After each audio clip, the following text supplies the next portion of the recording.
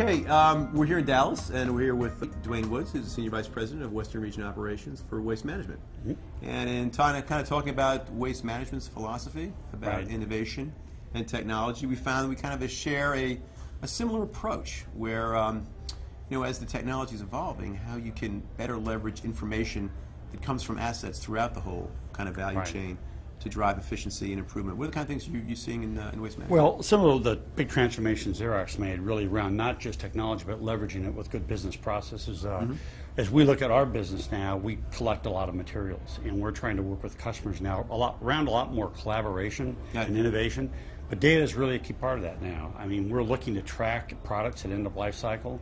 We're looking to make sure we help put that back in the supply chain. So how we manage that now compared to what we used to do is a big shift. So a little of the same transformation you're doing around getting waste out of the system, using technology and processes to do it, that's what we're doing as well. And when you look at the kind of data you collect, I mean, is that in real time? I mean, are you looking at this kind of thing so that your cycle time around making improvements or understanding what it's telling you give you a kind of a much faster clock speed around? Well, I think we need to ramp that up. I'll tell you, we just hired a new head of IT, and we're kind of focused on how can we speed that up. So a little of what you've done for some customers is around the area that we have to focus on, because it's not fast enough now. It's definitely a real-time need, but we're not quite there yet.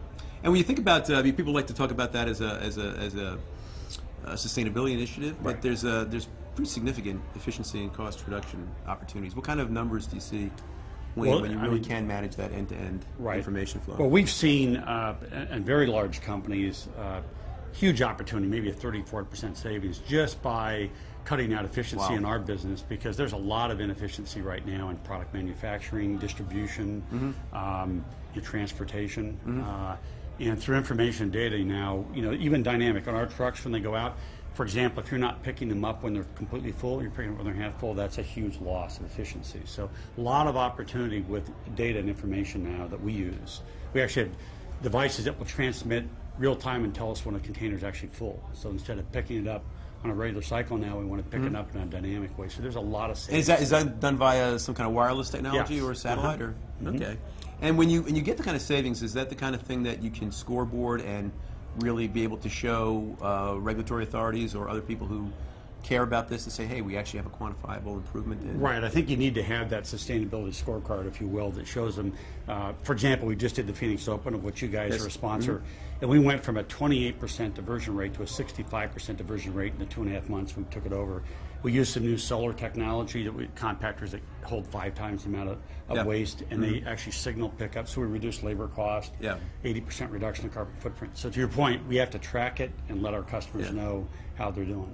Well, we found when we do our kind of management services where we're actually collecting data from printers, when you actually show that kind of information to people, it really heightens their sensitivity and awareness of what is actually, you know, happening, the activity level, and you get this kind of very positive effect where by showing them data, you can begin to say, hey, you know, how do you get 5% better, 10% better? And until you have the data, you know, it's all kind of it's too hard to get your arms around. It's too hard to really zero in and say, that's, you know, here's the goal.